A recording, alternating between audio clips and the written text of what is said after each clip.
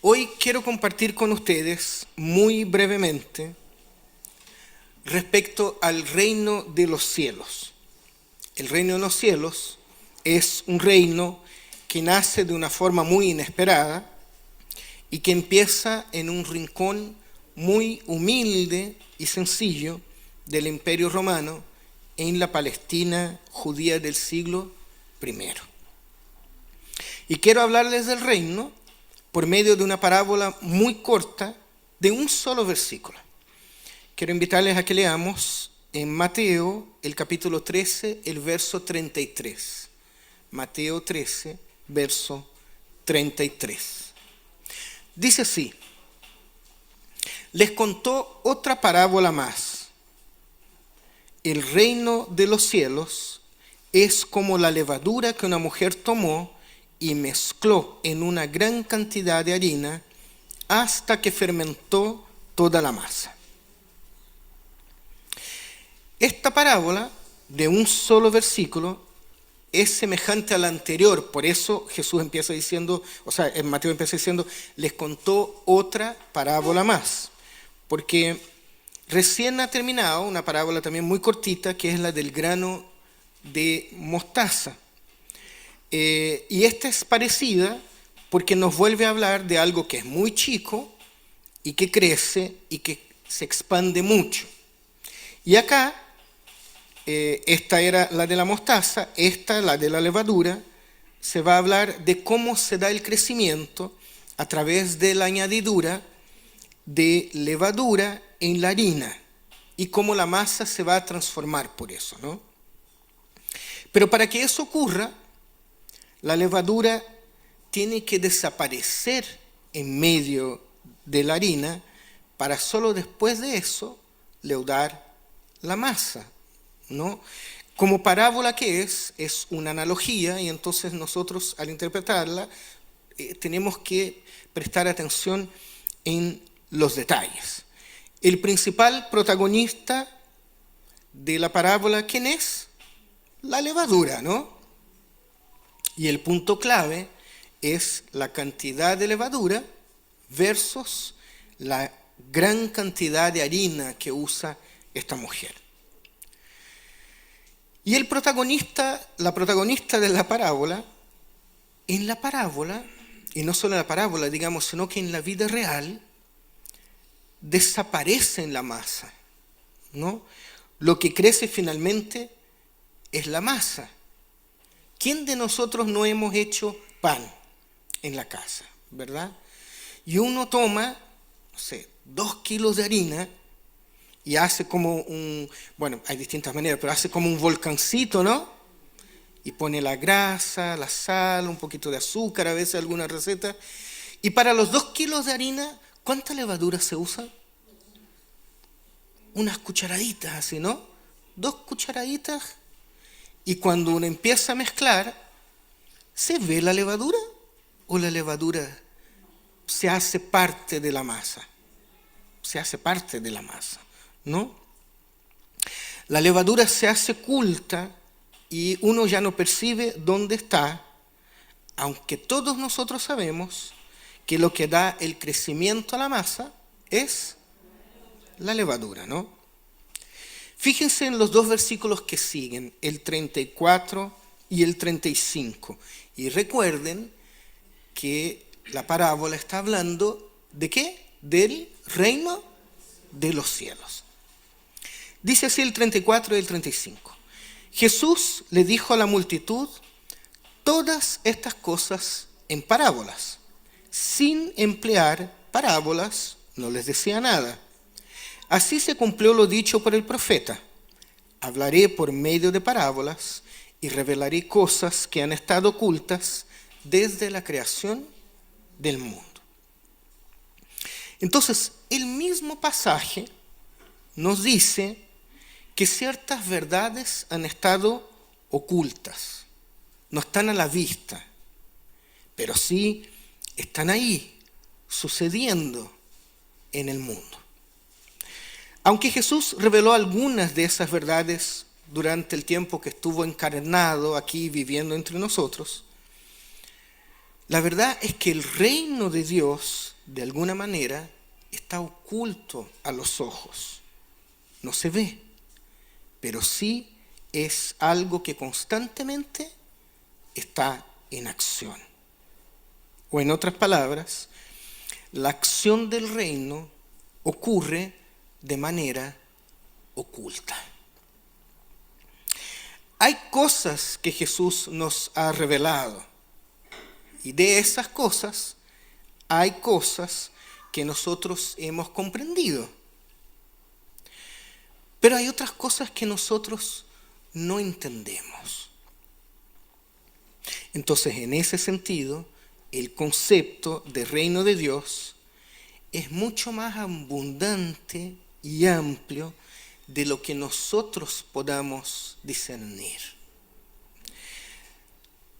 Nuestra comprensión del reino es eso simplemente, es nuestra comprensión.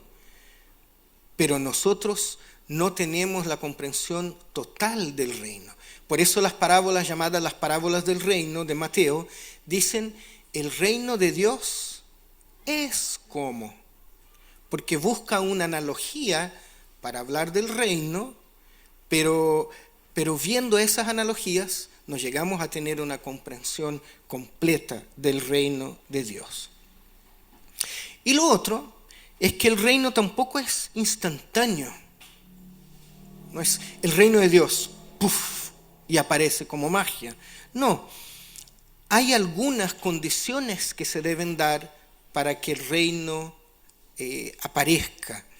En el caso aquí de esta analogía, por ejemplo, basta que pongamos levadura en la harina y agua en los ingredientes y crece. No. Necesitamos una temperatura adecuada, ¿no? Hay que estar calentito, ¿no? Para que fermente. Y también necesitamos tiempo. Uno no es que pone las cosas y hace, y ahí está la masa, ¿no? Uno va viendo incluso cómo la masa, con el pasar de los minutos, va leudando, ¿no? Y además, miren que al final del verso se nos dice, hasta que fermentó la masa. La Reina Valera dice, hasta que todo fue leudado. Harina, levadura, los ingredientes, y hay que pasar un tiempo hasta que la masa fermente. La idea aquí del verbo griego que está en el texto es algo así, dice algo así como, o estaría mejor definido si dijéramos, fue hecho fermentar. Fue hecho fermentar. O sea, hay algo que hace con que esta pequeña parte de levadura tenga la capacidad de leudar la gran cantidad de masa. Pero no es algo que depende de nosotros. Detrás de la pequeña cantidad de levadura, lo que hay es una acción que es externa, que es divina, que permite que fermente todo. No es que sea una super levadura, ¿no? Una levadura con músculos que toma la masa y la hace crecer, sino que más bien hay un agente, pensando en el reino de Dios, hay un agente divino que es el que desencadena la transformación. Uno cuando hace pan, mezcla todo, pone en un lugar calentito, tapa con un paño y ya no depende de nosotros, pues. Si hicimos bien y mezclamos bien, la masa va a leudar, ¿verdad? Pero no depende de nosotros. Es algo que sucede de manera externa. Queridos, queridas, el reino de Dios depende de Dios. No depende de nosotros. No depende de la iglesia institucional. ¿Y por qué lo digo? Porque a veces tenemos la tendencia a cometer un error. Confundimos el reino de Dios con la iglesia. confundimos el reino de Dios con la iglesia. Y peor, confundimos la iglesia con nuestros cultos y ritos. Si bien nosotros, la iglesia, debemos ser herramientas en las manos del Señor, eso no significa de ninguna forma que todo el mover de Dios en el mundo se da por medio de la iglesia. El reino de Dios se manifiesta a veces de maneras desapercibidas. Nosotros no alcanzamos siquiera a distinguir la levadura de la harina después de mezcladas. Pero no por eso la levadura no cambia por completo la química de la harina a punto de hacerla leudar, ¿no? Bueno, lo mismo pasa con el reino de Dios. El reino de Dios está en acción incluso en lugares o situaciones que no reconocemos, en espacios y momentos de la historia que incluso nosotros, como hijos de Dios, no reconocemos como de Dios. La acción de Dios es activa y muchas veces va mucho más allá de lo que nosotros podemos discernir. Pero ¿saben qué? Al final está bien que sea así, porque el reino de Dios es obra de Dios, no es obra nuestra. Yo no sé si les pasa, pero ver leudar la masa es un poco mágico, ¿no? Es como entretenido incluso. ¿A quién nos ha pasado? Miren, uno hace un pan así, lo pongo a leudar y después está así, y después que sale del horno, sale así. ¿No? ¿No? Yo no, hasta hoy, digamos, me gusta más cuando niño uno, pero me gusta esta cosa de hacer la masa y después quedo como... Y uno no puede destapar y que no sé qué, y después uno va a ver, después de una hora, hace así y la masa está como esponjosa y grande, ¿no? Como si fuera algo mágico, especial que hubiera pasado. Bueno, hoy día nosotros sabemos lo que pasa con la magia, con la masa, digamos. Sabe que es un proceso químico, está la fermentación y todo eso. Pero imagínense en la antigüedad. Hoy nos parece un poco mágico ver crecer la masa. Imagínense antes. ¿Ustedes creen que alguien sabía explicar para el siglo I por qué el pan leudaba? Lo que ellos sabían es que se tomaban algunos químicos de algunos árboles silvestres específicos y mezclaban con la harina, con agua, azúcar, sal y calor. Eso se transformaba en masa y la masa crecía y el pan quedaba más liviano y esponjoso, ¿no? ¿Has tratado de hacer pan sin levadura? Queda como palo, hermanos. ¿O les han usado una levadura que no está buena, que está mala? A mí me ha pasado, tuve que botar el pan. Les digo, así de simple, ¿no? Entonces, la enseñanza de Jesús aquí es esta. Esto no depende de ustedes. Jesús busca algo de afuera para mostrar lo divino, para mostrar dónde está Dios. Así que no dejemos de asombrarnos de cómo Dios hace las cosas. En ese sentido, uno podría pensar incluso en nosotros mismos, ¿no? Y en cómo Dios obra en nuestras vidas de manera personal. A veces incluso pensamos en que Dios no está obrando en nosotros. ¿Dónde estás, Señor? ¿Por qué no pasa nada? ¿Por qué no pasa lo que te he pedido? ¿Por qué no escuchan mis oraciones?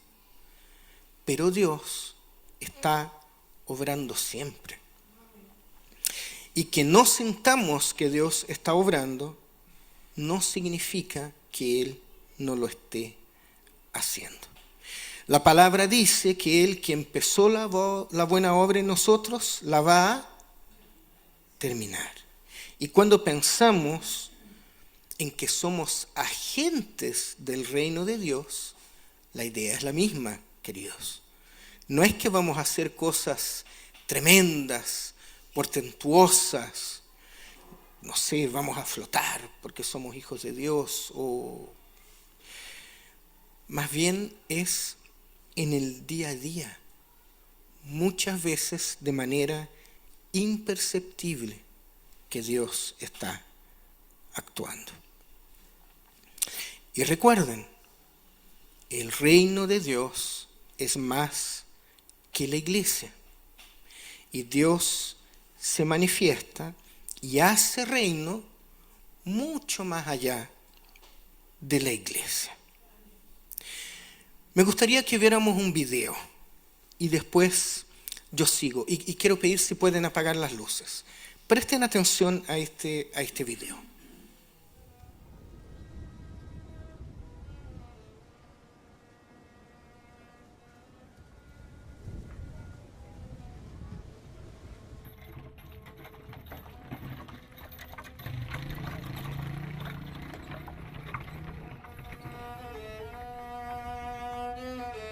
Mi nombre es María Eugenia Benítez Penayo, tengo 15 años y yo toco el violín. Yo me llamo Juan Gerardo Ayala, me dicen Liqui, tengo 18 años y toco la flauta. Me llamo Juan Manuel Chávez, más conocido como Baby, tengo 19 años y toco el cello. Este cello está hecho de una lata de aceite, la madera tirada en la basura y las clavijas son de una vieja cuchara para golpear la carne y para hacer el ñoquis. Y suena así.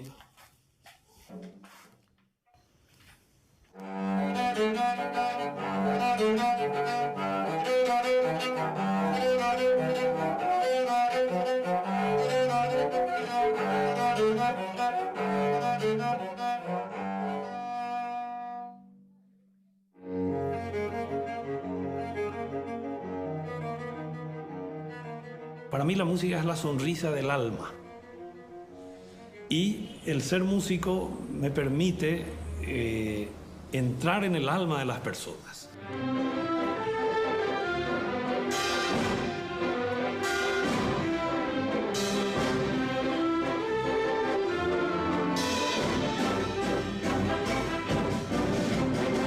Bien, nos falta un poquitito para al final morir acelerando. Yo comencé en Sonidos de la Tierra, como muchos otros, al enterarnos de la iniciativa del maestro Saram, que quería enseñar música a jóvenes del interior. Siempre supe del poder de la música como elemento de transformación social.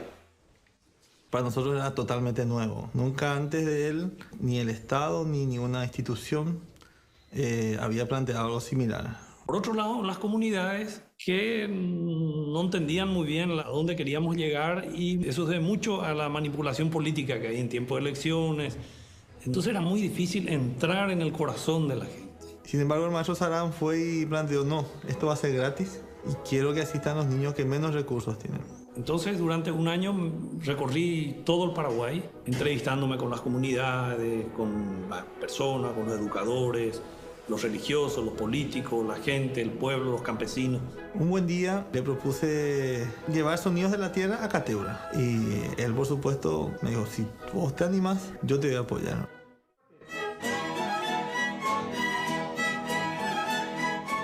La cantidad de niños, por supuesto, excedía las posibilidades de brindar instrumentos a todos. Bueno, al comienzo solamente había 5 violines y éramos como 50 violinistas. Y paulatinamente fueron acercándose gente interesada en construir instrumentos, porque también teníamos un programa de construcción de instrumentos.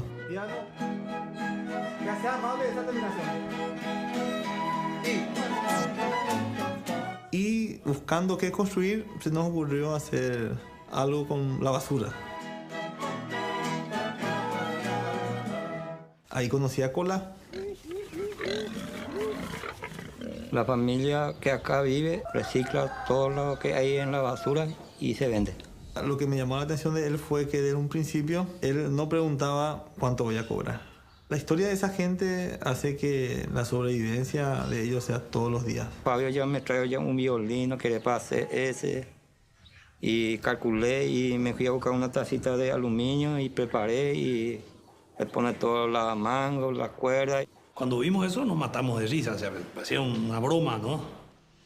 Y sin embargo, probó el profesor y nos dimos cuenta que el instrumento funcionaba y que un niño puede comenzar sus primeras lecciones con dignidad con ese instrumento. Yo no pensaba antes que yo voy a hacer ese instrumento. Y me siento demasiado feliz cuando estoy viendo a un niño que está tocando un violín reciclado. Mi violín está hecho de un tenedor.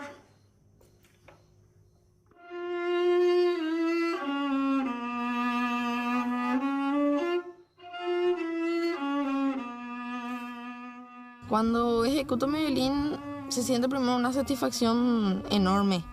Me gusta mucho porque puedes transmitir todo con el instrumento.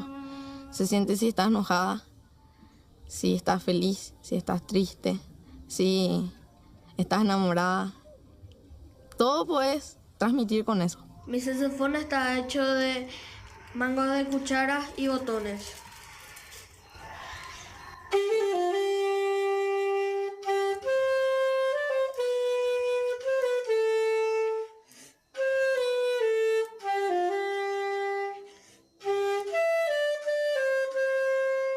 Este contrabajo está hecho de un tambor de productos químicos.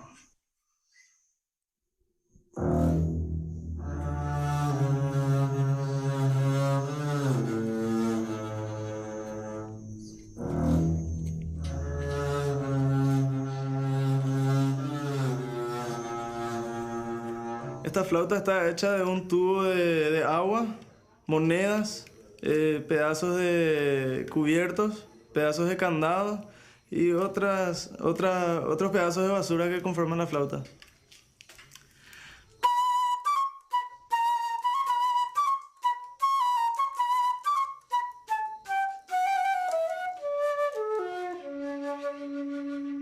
La idea de crear una orquesta ya con estos instrumentos surgió un poco a propuesta del maestro Saram, que al ver los instrumentos que habíamos producido de manera didáctica, dijo, ¿por qué no hacemos un grupo, 2, 3 instrumentos para mostrar a la gente?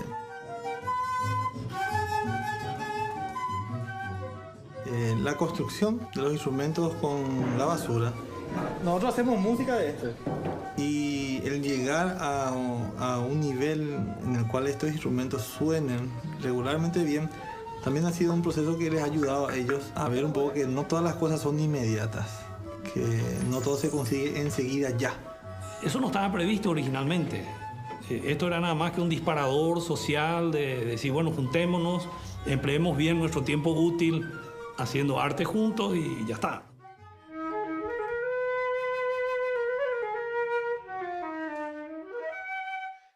Yo pienso de los jóvenes de mi país que muchos no le dan sentido a la vida. Se meten en las drogas, en el alcohol, porque no saben qué hacer en la vida.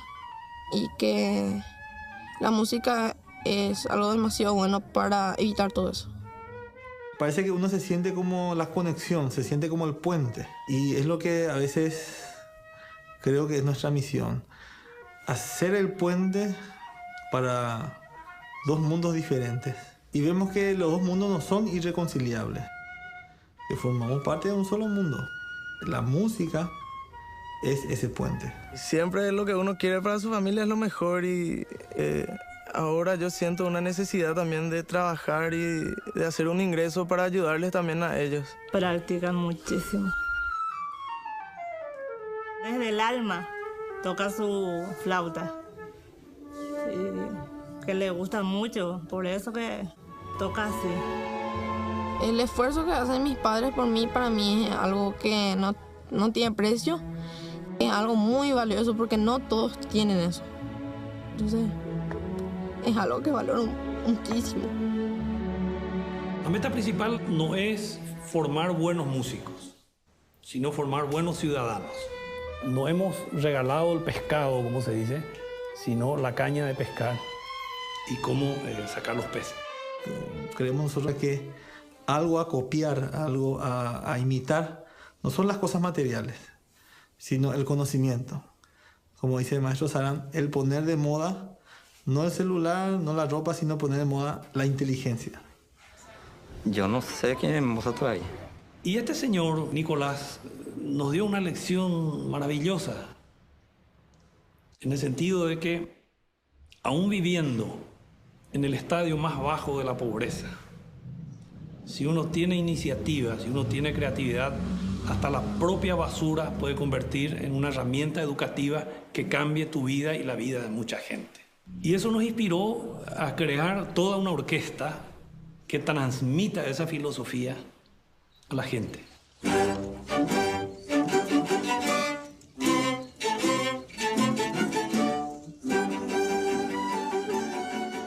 Para mí ya es parte de mí y mi violín. Casi en todo lado donde yo voy, mi violín va conmigo.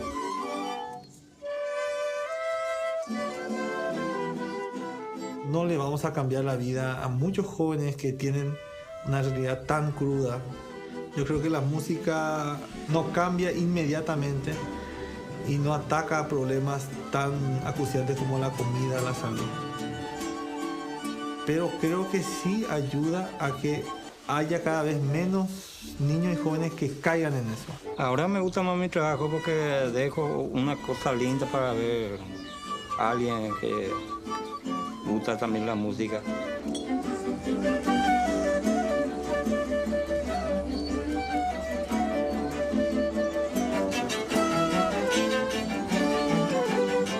Nosotros realizamos con esa orquesta conciertos en Europa, tocando en centros educativos, tocando en conciertos.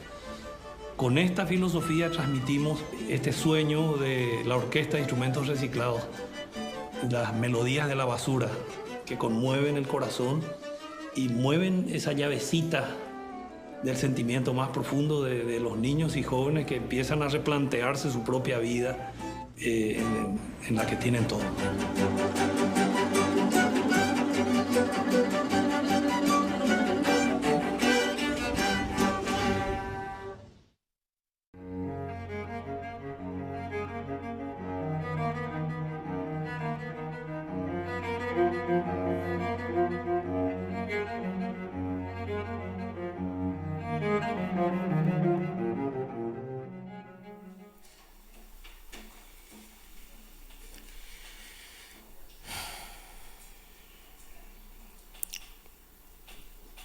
Si ustedes me preguntan a mí, yo veo un reino de Dios ahí. Veo a un caballero llamado Nicolás, creo, que trabajaba reciclando basura y que de repente se ve transformando esa basura en instrumentos musicales. Veo a hombres entregando de su tiempo, de su disposición, para enseñar a niños que, como bien dicen en el video, podrían estar en las drogas, podrían estar en cosas malas. La niña, no sé si vieron la niña emocionada diciendo, valoro mucho lo que están haciendo, valoro el esfuerzo de mis padres. Muchos, dice la niña, creo que no ven sentido en su vida, pero esto nos ha dado sentido a la vida. Esto nos ha dado algo que hacer, nos ha dado motivación. Estoy esperanzado en el día de mañana, ¿por qué no? Porque debo levantarme, porque voy a ensayar, porque voy para allá, voy para acá. Reino de Dios. Cada vez que yo miro este video, yo pienso lo siguiente. Me pregunto, Señor, estas personas ni siquiera tienen idea de que fueron usadas por ti. Entonces, volviendo acá, es válido que nosotros hagamos la siguiente pregunta. ¿Dónde está el reino de Dios? El reino de Dios está donde los seres humanos son tratados como creación de Dios. O sea, cuando los seres humanos viven de una manera digna, con un techo, con trabajo, con un plato de comida, y quizás hoy día podríamos incluir educación, con un sistema de salud digno, entre otras cosas, allí es donde se muestra el reino de Dios. El reino de Dios está donde hay humanidad, generosidad, solidaridad, amor y cuidado. Cuando nosotros nos encontramos con esas cosas, nos encontramos con el reino de Dios. Querida iglesia, no rechacemos el mover de Dios solo porque no es lo que nosotros esperaríamos de Dios. Tenemos que tener eso en cuenta, porque podemos ser herramientas en manos de Dios. Sí, pero también podemos llegar a ser piedras de tropiezo para que el reino se establezca. ¿Y cómo podemos ser piedra de tropiezo? Por ejemplo, juzgando a quien puede estar adentro y quien debe estar afuera. O también no haciendo el bien cuando podríamos hacerlo. O peor, no sé si les ha pasado, esto ya son temas idiosincráticos, pero a veces pudiendo hacer el bien, esperamos que otro haga el bien en lugar de nosotros.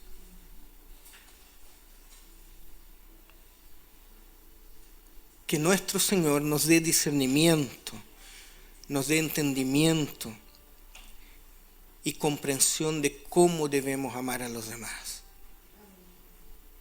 Por eso les digo, hermanos, la iglesia es mucho más que el culto dominical.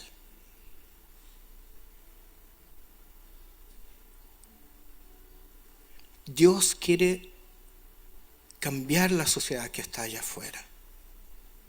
Y quiere hacerlo por medio de los que estén dispuestos a eso. Y si no es por nosotros, a lo mejor es por hombres como ellos que estamos viendo ahí, que vimos ahí en el video, que están transformando vidas, están dando dignidad a esos niños de una manera tan creativa, tan diferente. ¿Cómo eso no va a ser reino de Dios? Que el Señor nos dé discernimiento, nos dé entendimiento y comprensión, y que nosotros podamos ser parte de su reino. Ser como la levadura, ¿no? La levadura, ¿qué hace? Se esconde en la masa y la transforma de adentro hacia afuera. Oremos. Buen Dios y Padre Celestial, ¿sabes, Señor? Nosotros queremos ser parte de tu reino.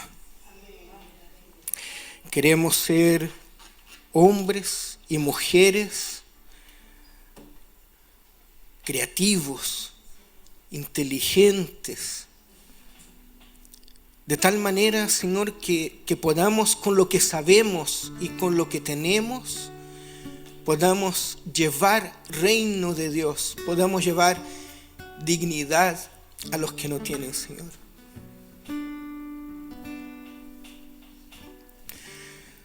Mueve nuestras vidas, Señor, mueve nuestros corazones. Somos tu iglesia, tenemos tu Espíritu Santo. Haz de nosotros lo que quieras, Señor. Llévanos donde quieras, Señor. De tal manera, Señor, que podamos ser herramientas en manos tuyas, Señor, para poder vivir la vida, Señor, viendo cómo tú transformas la vida de otras personas, Señor. Queremos ser como la levadura de la parábola, Señor. Queremos meternos en la masa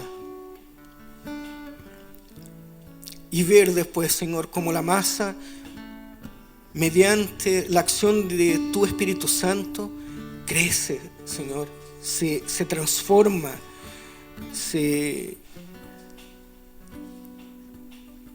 torna esponjosa, se torna bonita, para después ir al horno y para que salga un lindo pan, Señor. Y pensando en la parábola, Señor, haz de nosotros levadura, Señor, para que podamos ser hombres y mujeres que lleven el reino de Dios por el mundo y por la vida, Señor. Gracias te damos por tu palabra, Señor. Gracias te damos por la creatividad que encontramos en ella, Señor.